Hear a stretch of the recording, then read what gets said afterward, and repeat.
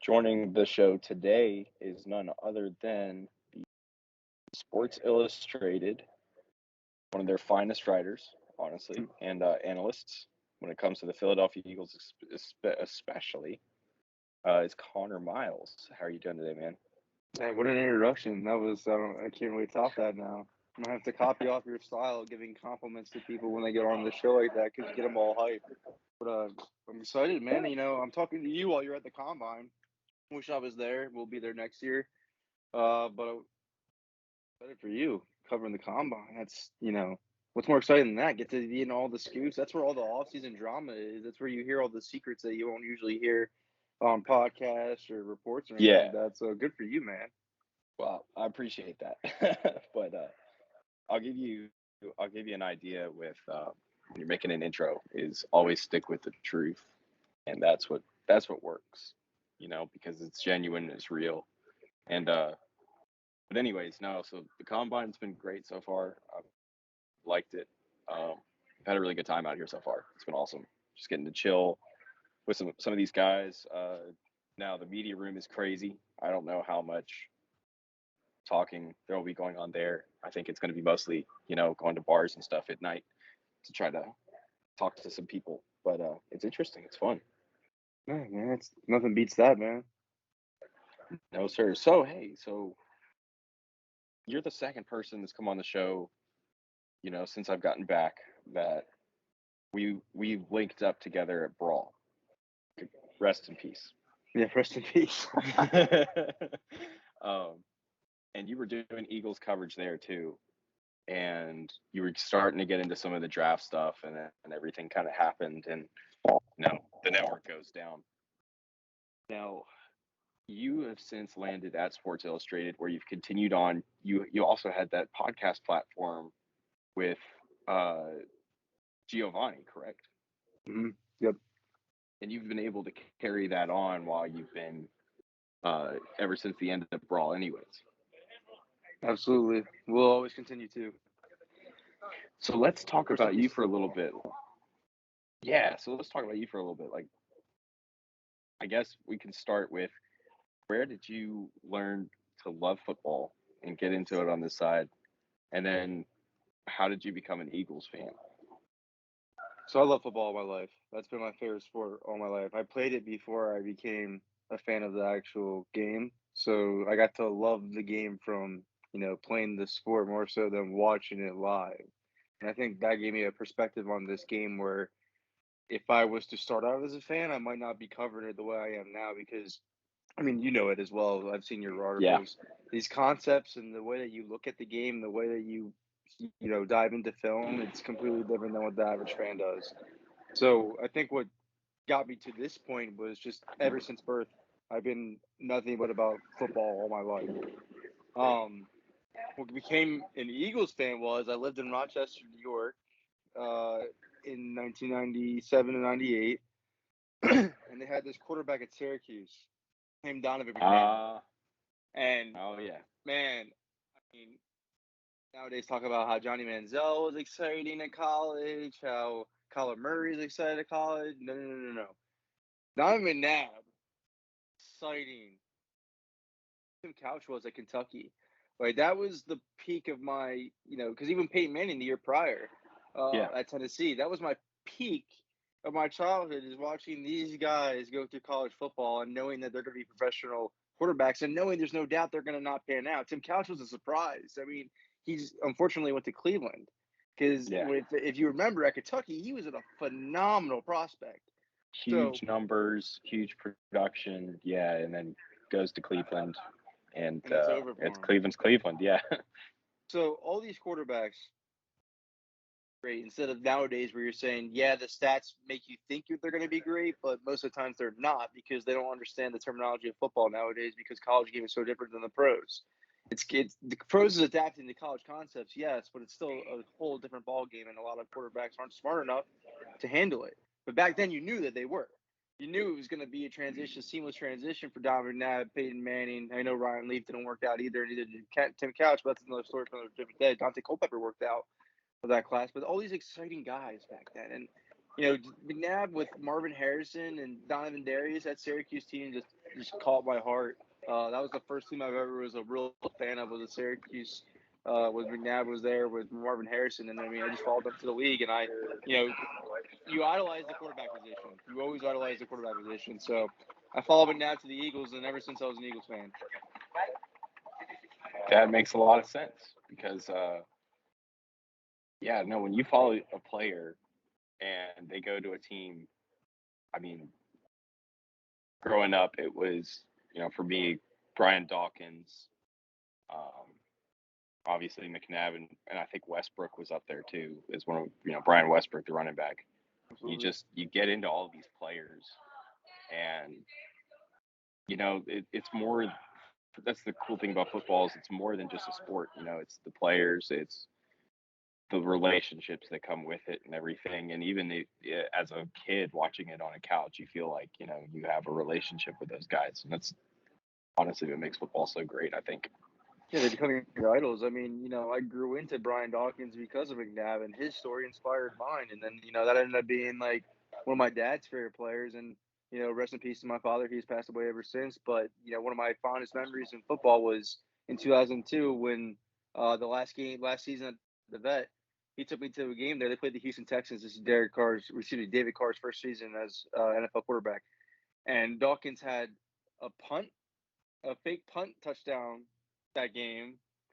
And then there was a pick six with Bobby Taylor. He had a fumble return touchdown that game, and the Vet was rocking. I never had a stadium. The pretty close I've ever felt a stadium rock to the Vet was Ralph Wilson Stadium in Buffalo, because they were shaped the same ways too. So when you feel those like cylinder stadiums just shake, man, they shake, and the ground was pumping that day for the Eagles when they destroyed the Texans. So that's one of my fondest memories in life, and I always will be. So that team just has so much emotional connection to my heart, but knowing how to analyze them from an analyst perspective, and knowing I haven't played professionally, but I played up until high school. Knowing the ins and outs and the nuances of football, that's giving me a perspective to analyze this team and other teams across the NFL too, in a different light than I could ever as a casual fan. So that's what got me here is playing the sport before I fell in love with it, and then falling in love and being idolizing that one quarterback that you always wanted to be growing up, and it was Donovan McNabb. I think another good topic to kind of touch on, before we kind of start talking about some Eagles and draft and that kind of thing is, Giovanni and getting involved. I mentioned him earlier with that podcast and how Giovanni has become, honestly, one of the most recognizable people in Philadelphia. Just a diehard Eagles fan. He loves, not just, football, but all sports, it seems like.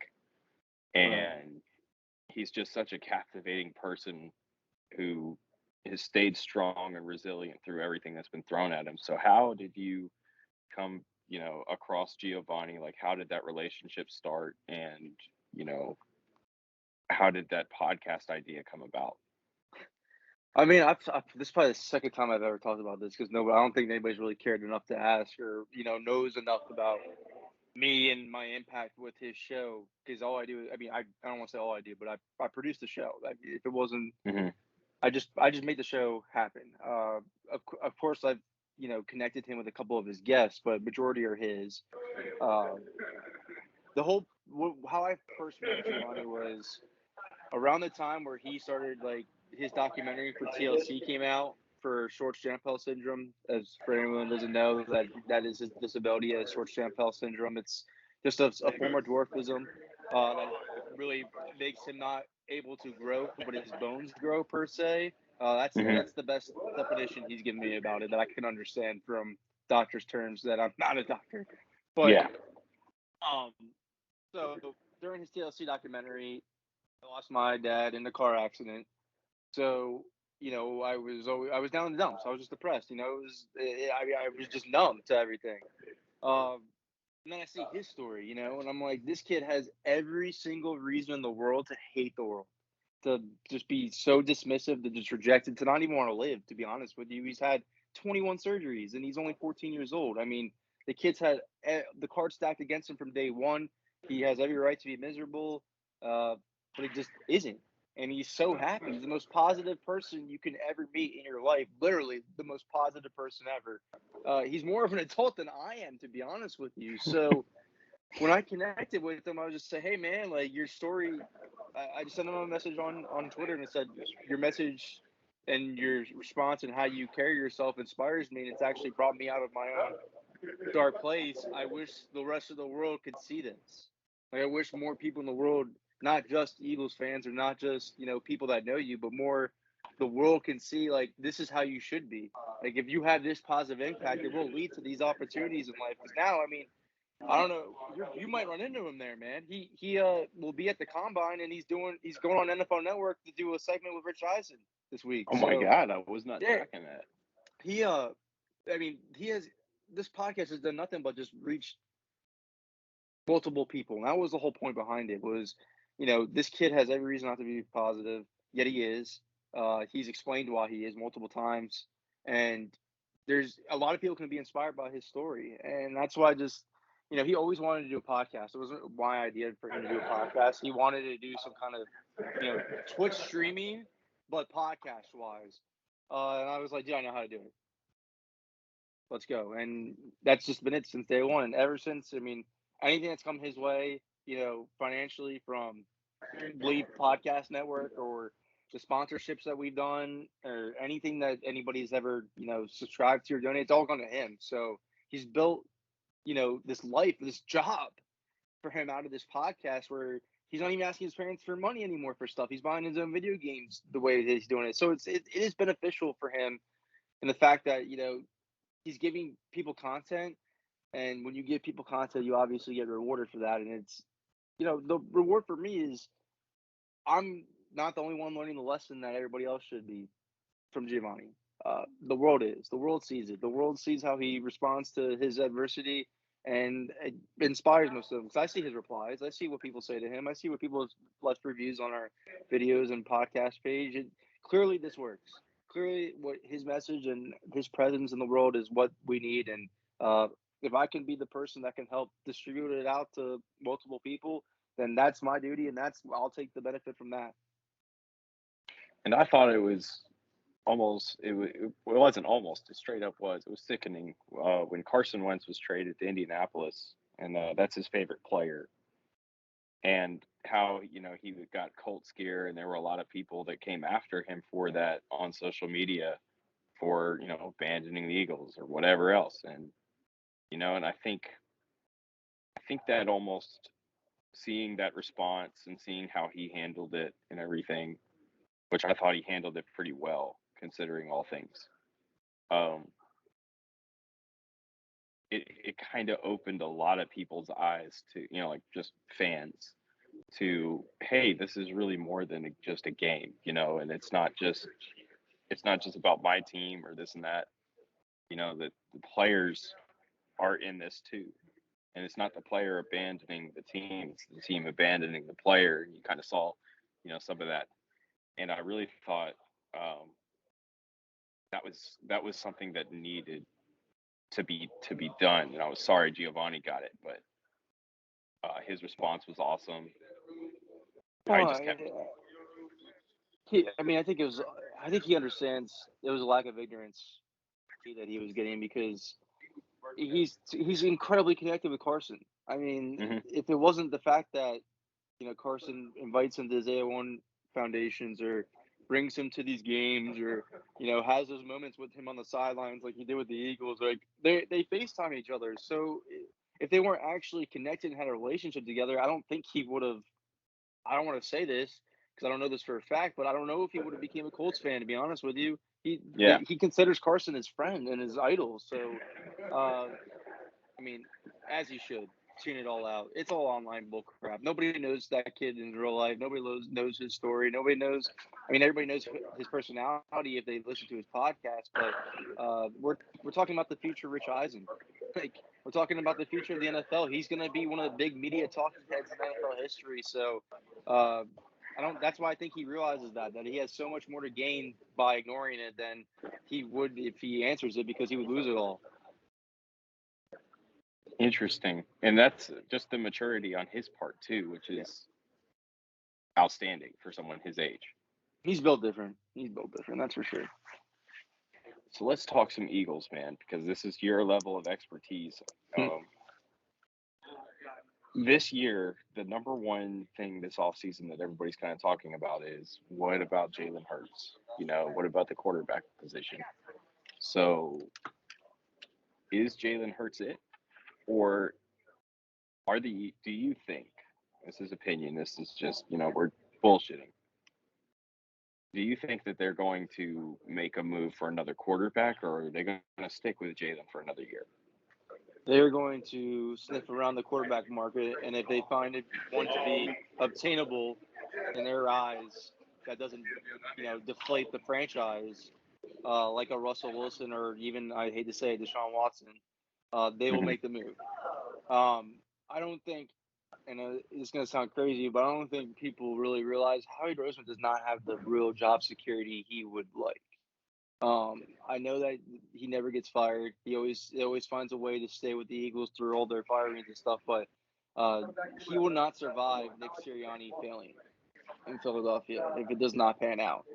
He might not even survive Nick Sirianni, to be honest with you. This disaster with Carson Wentz goes beyond what coaching did to Carson Wentz or what Carson Wentz deteriorated himself. The Eagles put a lot of money and investments in him. And yes. Howie Roseman swore up and down to this franchise that this was the guy. And Jeffrey Lurie bought in. And when the 2020 Senior Bowl rolled around, he did the same for Jalen Hurts. He said, if we can't bank on Carson, this kid is it. Trust me, let's draft him. So Jalen Hurts is the guy. If the process, this offseason process, leads them back to Jalen Hurts, they'll be absolutely fine with it. I know that for a 100% fact. They're completely fine with entrusting the franchise to Jalen. They did. I don't know if they're going to be. I just don't think they're patient enough through his growing pains. Is all. That's going to be the issue with him. I don't know if they're going to be patient enough through his growing pains, because I don't think Howie Roseman has the job security that many fans or media outlets like to believe he does. I don't think he does.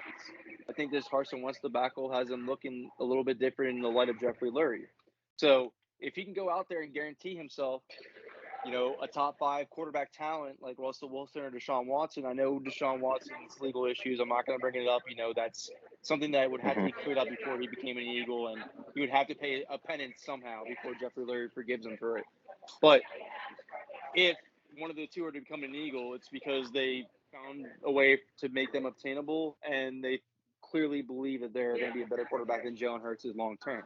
But again, like I'm reiterating, if the process leads them back to Jalen Hurts, because they're not going to draft a quarterback in the first round draft. They're not going to do it. Right. They're not going to take a quarterback and have them replace Jalen Hurts this year. It's not going to happen. They don't believe any rookie in this draft is a starter right now.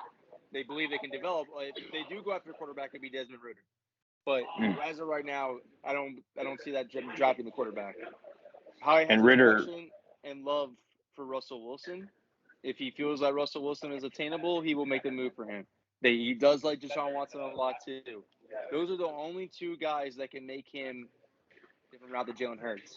I believe Jalen Hurts will be the starter for the Eagles in 2022. I believe the process will lead back to him, and I believe he'll make a leap enough for them to think, this is the guy. We don't have to go after another guy anymore. So I do believe in Jalen Hurts' intangibles. I do believe in his, ability to improve. I do. He has literally done it every year.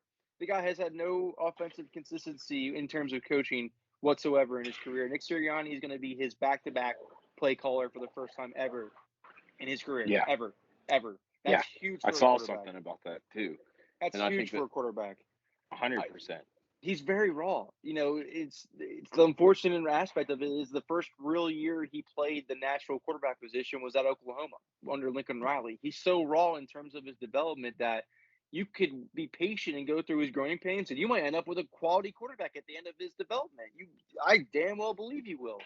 It's just, with Howie Roseman fearing his job security, with the proposition of acquiring talents that I don't know Jalen Hurts can reach to, It's what appeals him to Deshaun Watson, Russell Wilson each time. That's why you keep hearing the Eagles' names and all these rumors, despite what these guys say publicly. Because they're handling the quarterback position incredibly well right now. It's incredibly smart to go public and defend Jalen Hurts and say Jalen Hurts is your guy, because it very well likely your process is going to lead you back to him, because you don't want to give up the assets it takes to acquire Russell Wilson or Deshaun Watson.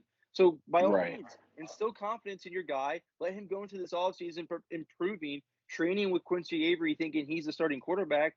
But it's a business at the same time. So if they can, if they come off sold on Jalen Hurts, they can go undercover, maybe pay less than what they expected to pay for Russell Wilson or Deshaun Watson, and they won't be as heavily rumored as being interested in those guys as they once were before, because they made these comments public about Jalen Hurts. Right. Howie Roseman's handling it perfectly right now, to be honest with you. But I do believe at the end of the process, Jalen Hurts will be the guy.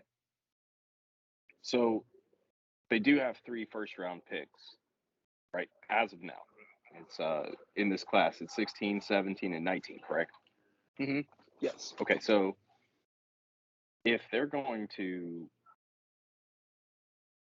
draft a quarterback, where do you think the Eagles are going to be looking in those first 3 picks? Well, defensive end is going to be their first pick no matter what. Just right off the bat, defensive end is going to be their first pick. Barnett's hitting free agency. They're not going to resign him. They don't want to resign him anyways. They paid Josh Sweat. They believe in Josh Sweat, but they know Josh Sweat is not a premier pass rusher. He's going to be he could get 10 sacks a year, but he's just not consistent enough to be an every down edge rusher. And I think they realize that. And I know this contract states otherwise, but you pay money for sacks. You just do. Yes. You pay money for pressure in this league. And that's what the Eagles did when they paid Josh Sweat. But they know he's not the number one guy. They will bring back Brandon Graham this year. He will be with the team. But ideally, they want Brandon Graham to mentor the defensive end that they draft before he leaves. And they're going to take one of these high prospects, especially because, John, I honestly am looking at this board, and from picks 1 to 15, you could argue that 7 defensive ends go in this draft. Yeah. You could make a legitimate argument for it. You could. Easy. They might have to trade up for the guy they like if they really want. I mean, I wouldn't be surprised they do, to be honest with you. If Kayvon Thibodeau drops a little bit, Aiden Hutchins drops a little bit, David Jabo drops a little bit, because I don't think Jabo's going to make it to 15. Even Jermaine Johnson, who knows now? If one of those guys doesn't get to 15, they might want to move up just to secure that guy, and they have 10 picks to do so. And they feel comfortable with the other first-round picks they have. I just don't think they'll be making 3 picks, though. I know that the first pick will be a defensive end, and then the next one will probably be traded for a second-round pick or a third-round pick, and then a first-round pick in 2023, because they're going to, no matter what. The unfortunate part for Jalen Hurts is he's never going to have secure job security until he proves that he's a franchise quarterback, because they're going to add an insurance policy if they don't get a veteran quarterback this offseason, and that's going to be from the 2023 class. Like, I'm talking like Bryce Young, C.J. Stroud. They're going to want to have 2 first-round picks for that draft. So I don't believe they'll be drafting 3 first-round picks this year. I think one will be traded and then be used to acquire a 2023 pick next year. But defensive end, and I don't believe they'll go linebacker in the first round. It's not going to happen. I know Howard isn't too well. It's not going to happen. Corner, they haven't taken a corner in their first round since Lito Shepherd.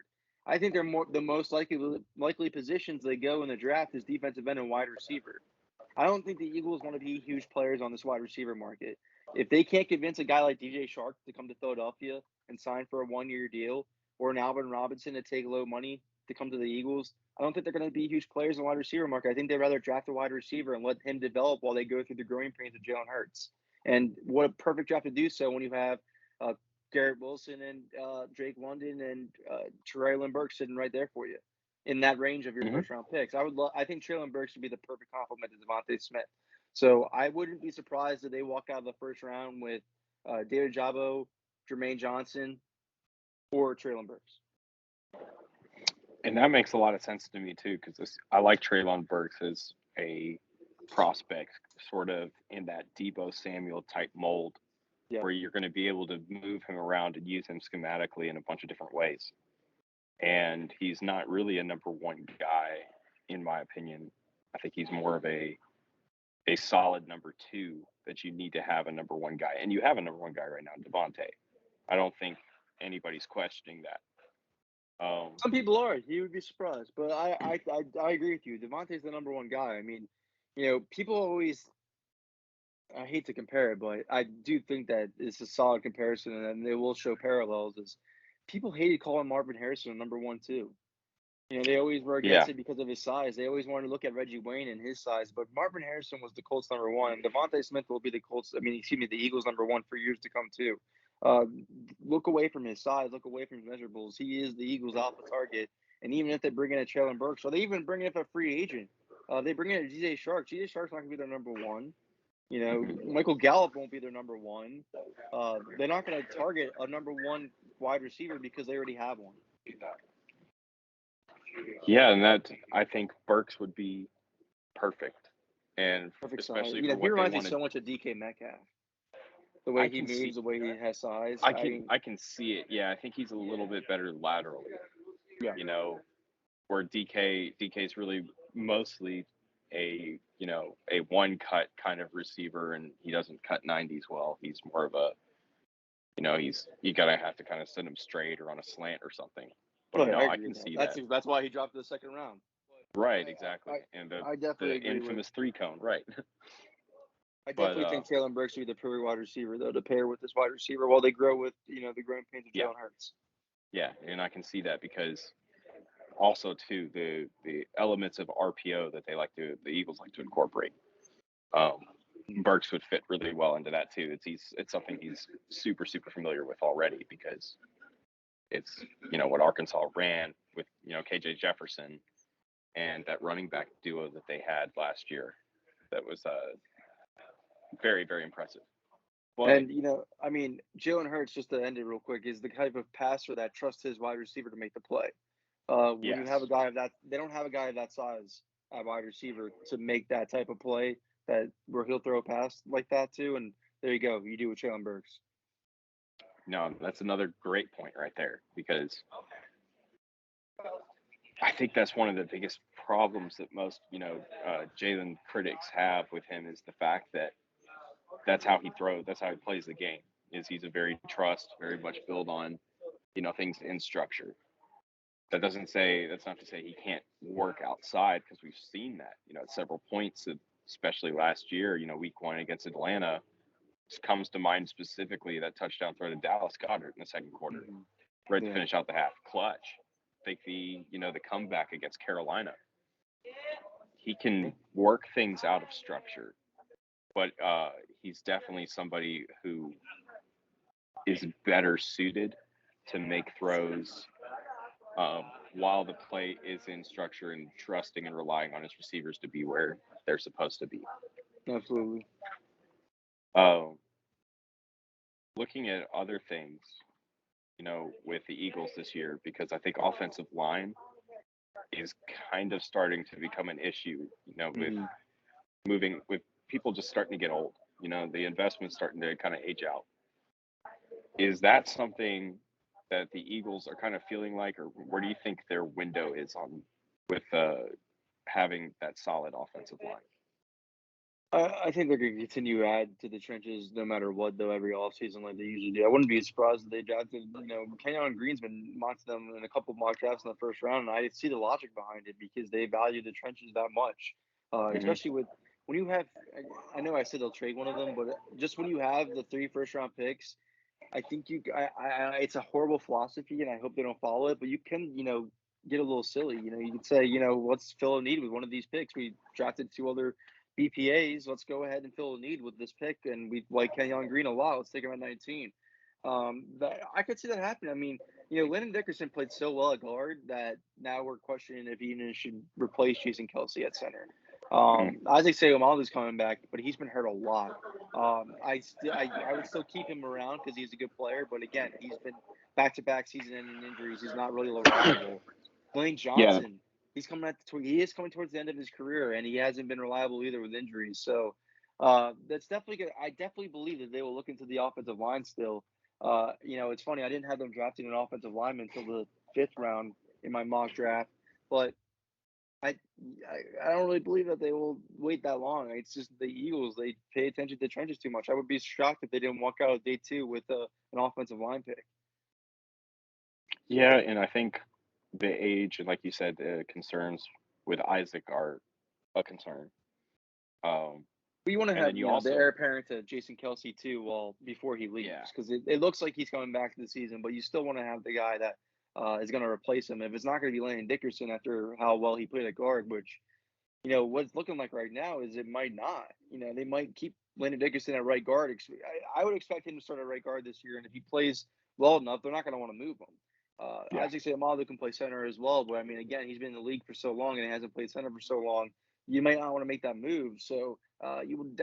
There's some guys in this draft. I had them taking Deaton, the Texas Tech center. And again, he's huge. He's 6'6", and I think Yeah. that's really what they want in this offensive line is big maulers.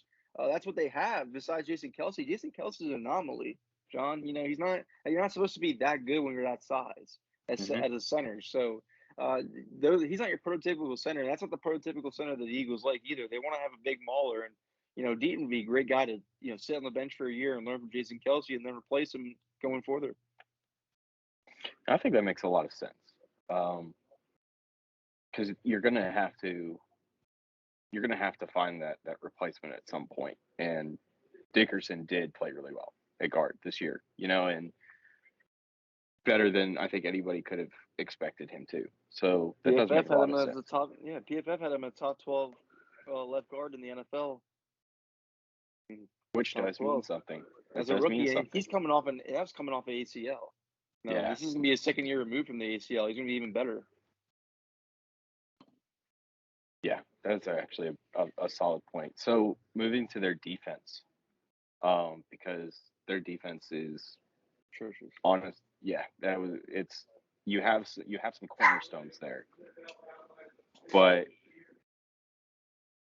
it seems to me that the secondary was a big issue last year. I mean, Darius Mm-hmm. Slay played outstanding. You had some really good play on the other side. Avonte Maddox did all right in the slot and got paid. Mm-hmm. But the issue, it seemed, was the safeties and then Yes. allowing deep coverage specifically. Um, is there anybody in this class or in free agency who just screams Eagles? This could really help them out. Marcus Williams of the Saints, and they already have interest in him. So I would be shocked if they did walk out of free agency with Marcus Williams, because they will Mm. be paying him the money that he will command on the open market. It's between them and the Lions, and the Lions have Aaron Glenn, the defensive coordinator that coached Marcus Williams in New Orleans. So I don't think that's something that to sleep on. That is actually a real connection. So, but if he wants to come to a winning team, he'll go to the Eagles, and they will pay him enough. So I think Marcus Williams is that free agent that I keep my eye on. Even the draft too. I would draft Marcus. I would sign Marcus Williams and draft Kirby Joseph. I had him taking him in the third round. He might even go higher than the third round after this combine. I wouldn't even Yeah. be mad if they take him in the second round. To be honest with you, they want to have two deep safeties. They want to have the cover two scheme, like Jonathan Gannon learned from Mike Zimmer. If they want to do that, they have to have two safeties that can cover a lot of field. Pairing up Marcus Williams and Kirby Joseph together would fix the safety issues, in my opinion. They need a solid cornerback too. They really do. Steven Nelson was the best cornerback they've had in years, and he's very replaceable. And again, Darius Slay's not getting any younger. His cap hit's only getting larger by the year. They're probably going to Yep. want to draft a guy to be his heir apparent as well. This is the draft to do it, obviously, with the top heavy of this class, but Kier Elam and Andrew Booth Jr. are the guys I think that they'll target. If they can't get Booth Jr. in the first, they don't want to take him in the first. I can see them moving up from where they are in the second round to get Elam at the top of the second round. To be honest with you, and he's a Mm. Florida boy. Howie Roseman's a Florida boy. He loves his Florida boys. So that's the secondary fits I see for them. Like I said, I don't believe they'll go linebacker in the first round. And if they don't, I don't think Christian Harris is a good fit for them from Alabama, because I think TJ Edwards and him have too much of a similarities in their skill sets. They need a linebacker that can cover a lot of range and do a lot of coverage skills. And Chad Muma is the guy that I had them take in the second round, but I'm not even sure they go that route. That might be a little too high for them to draft too.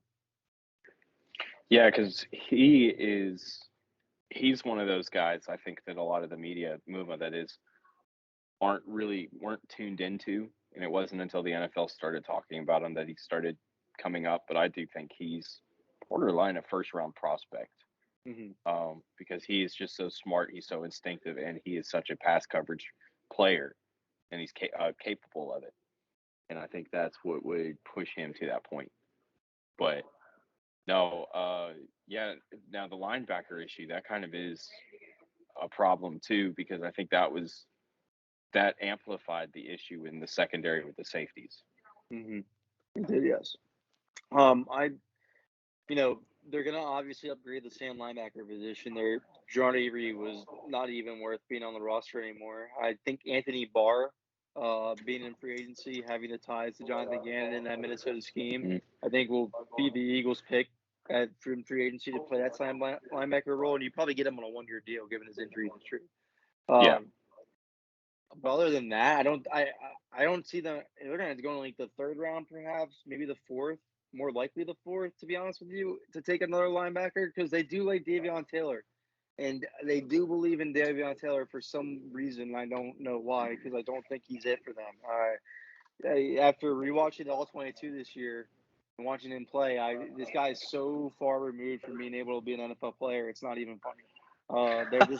They're literally playing him because of draft status, to do politics of where he was drafted in the 3rd round. But unless there's like an unlikely contribution, like Sean Bradley out of Temple, the 6th round pick they had in 2020 steps up, or they do and go, Jacoby Stevens, who they drafted in the 6th round last year, has a miraculous offseason and steps up. I think linebackers is still going to be an issue for the Eagles going further, because I don't think they're going to do what it needs to take to address the position. And when you spend a 3rd round pick on somebody like that, I think that does play a certain factor into what their expectations are and their patience in a player. But I do agree, I didn't like Davion Taylor coming out. I thought that was a poor pick. But looking like it. Yeah, looking like it for sure. The linebackers, I thought that was the biggest issue outside of the safeties on the entire team.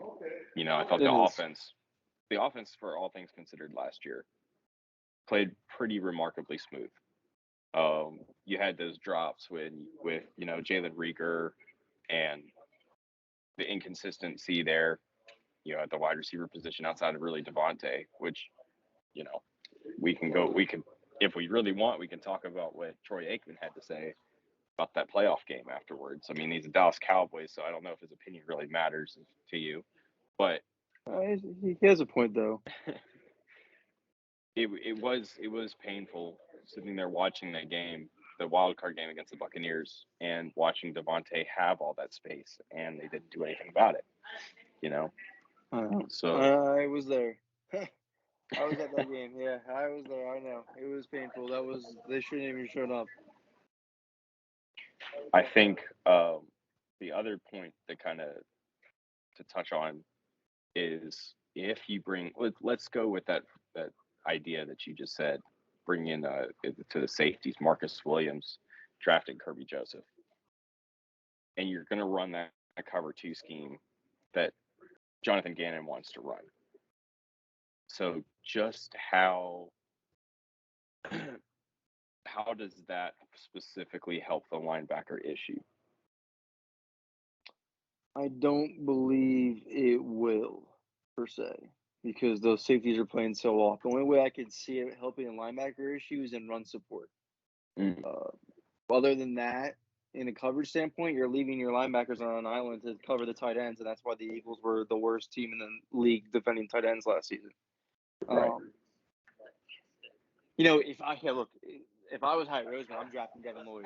I'm looking at what worked for this specific scheme, and I go look and I'm like, well, Indianapolis has Darius Leonard, and Minnesota had Eric Kendricks, and that's really important stalemates of those linebacking corps, and that really fuels their defense. And then I'm looking around the league, Fred Warner, Bobby Wagner, all these guys Patrick Queen. These guys are the heart and souls of their defenses, respected defenses around them. You don't get a Devin Boyd in the draft very often. I know everybody likes Nakobe Dean, but I think Devin Boyd would fit every single need. And not just that, but the range he covers, the speed, the ability to pick off the ball. It's crazy, but he reminds me so much of Patrick Willis. He does it all. Mm-hmm. You're not wrong. You can't pass that up. Too. You can't pass that up. The Eagles might be in position to draft him, and if I were them, I would take him because you're looking at, I want an immediate impact from a first round pick, and there's no better immediate impact than a guy coming in and saving your whole entire position group, and that's what Devin Boyd would do. So if I'm Howie Roseman, my first pick is obviously defensive end because they're 31st in sacks. That can't happen again. They need to improve the pass rush.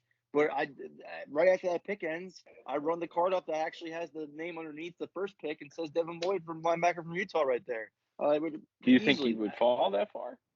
No, I think a lot of the issue with him is Boyd. His age. Nobody knows his age.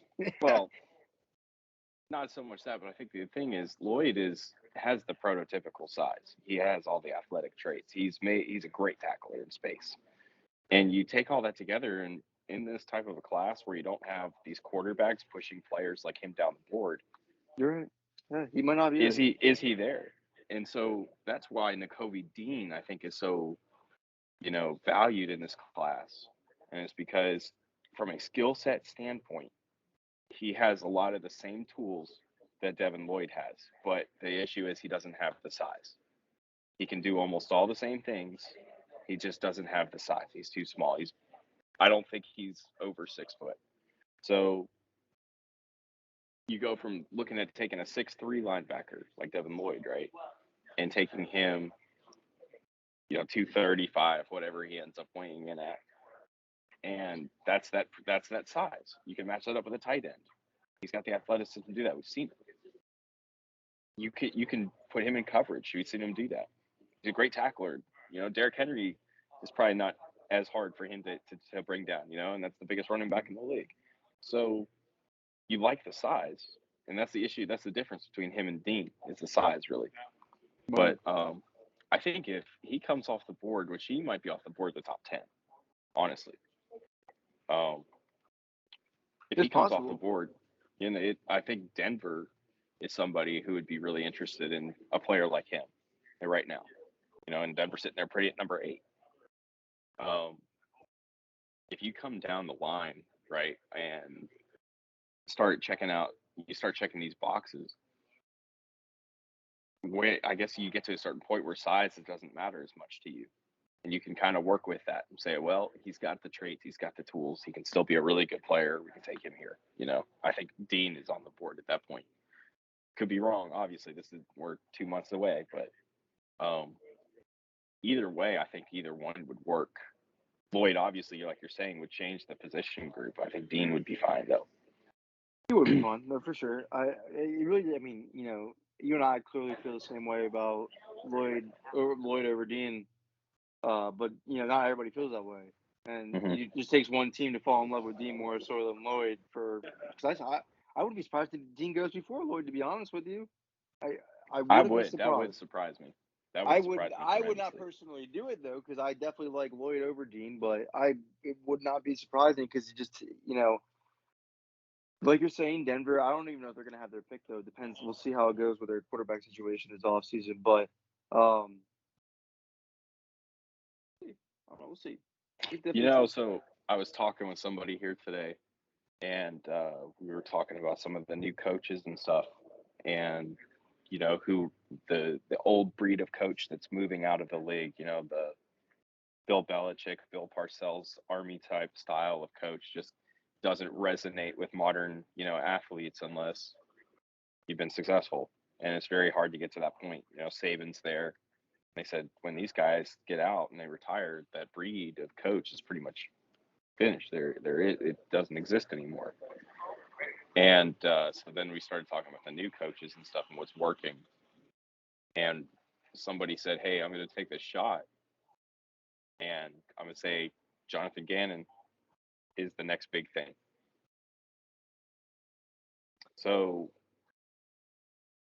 the response to that was a lot of people going, yeah, I can see that. Yeah, no, there's a lot of that. He's going to be a really good one. So this was probably his last year. as a defensive coordinator in the league. Oh, absolutely. I agree with that because I think, 3 of the head coaching openings showed interest in him out of the 9, I believe. Mm-hmm. So that's, if 3 show interest, then it's only going to improve from there on out. But Eagles personnel didn't match what he was calling. It was hard. He was adjusting to the team just as much as they were adjusting to him. If I've never seen, I do blame Howie Roseman for this past offseason. I never seen because they brought in Anthony Harris, who was a bargain shop signing. They brought in Eric Wilson, who was way more than a bargain shop signing. That was a waiver wire type pickup. They didn't really bring in guys to adapt to their new scheme, their new play caller, and they did that for Jim Schwartz. They did it for Billy Davis, but they didn't do it for Jonathan Gannon. I thought that was interesting. So when everybody's so quick to blame Jonathan Gannon in Philadelphia, or hate on Jonathan Gannon, I'm like, well, they didn't really give him the best cards to work with, and he also lost Brandon Graham. No, Jim Schwartz didn't have to go through that. Billy Davis didn't have to go through that. Brandon Graham never lost for the season, and he was the heart and soul of the defense. For Jonathan Gannon to go through that in his first year, and he still put up respectable numbers to that defense. I definitely don't blame him. I was frustrated with him for sure at times, but as the season went on, he only got better. And that was the case with the entire team, which was, I think, the most impressive thing that we saw about the Eagles was just how they were able to work with each other. Sirianni was able to figure out the players and the scheme and what to properly run and what worked and what didn't. And they grew, I think that was the most impressive thing about watching the Eagles this year was witnessing that it's not something that you see at that professional level very often. No, and for a rookie head coach to flip his offense on the fly and really adapt it to the skill set of his quarterback and make it work enough to get them into the playoffs from worst in the division last year, very impressive. The sky's the limit for Nick Sirianni, if you ask me. Yeah, I'm going to agree with that. I think, and you kind of talk to just, I guess the point to touch on a little bit there, as you said, that, they didn't give Jonathan Gannon the cards, that those other defensive coordinators had in the past. Do you think maybe that was in part because there wasn't a lot of belief in Sirianni being the guy? They didn't have money. No, they didn't have money. They had no money to do anything, really. Carson Wentz's dead cap really killed them. Anthony Harris is the best signing they could have done that last offseason, and it was for 1 year, $5 million. They really had no money. I think they would have liked to. Like, for instance, just because I know this off of talking to people, they tried to sign John Johnson III last year. They went full out on offering him a contract that was fully blackloaded. So they really wanted to sign the best safety on the market at the time. They just couldn't. Now they can this time around. That's why I have no doubt they'll sign Marcus Williams, because that's how aggressive they were for John Johnson. But, John Johnson took the money from Cleveland, as he should. His first year with the Eagles, he wouldn't have got paid because they had no money to give him. So, it's not that they didn't try to, it's that they really had no money to. They had no choice. They had to trade a quarterback that they didn't expect to trade and take that huge dead money hit, and then, reform their cap situation so they were in a respectable position that they are this year. So it was a process. It was just an unfortunate circumstance. Do you think that when Howie hired Sirianni, do you think that he did actually have the full faith in the hire? Was Sirianni supposed to be a placekeeper? I don't think he was. I don't know, because Howie wanted Josh McDaniels to get hired. Howie wanted to work with Josh McDaniels. Jeffrey Lurie wanted Nick Sirianni. Jeffrey Lurie's pick is Nick Sirianni. He didn't look at Nick Sirianni as a placeholder. He looked at him as a young coach that could be his head coach for the next 10 years. He looked at him as an innovator. The biggest thing from their interview was Sirianni's ability to adapt.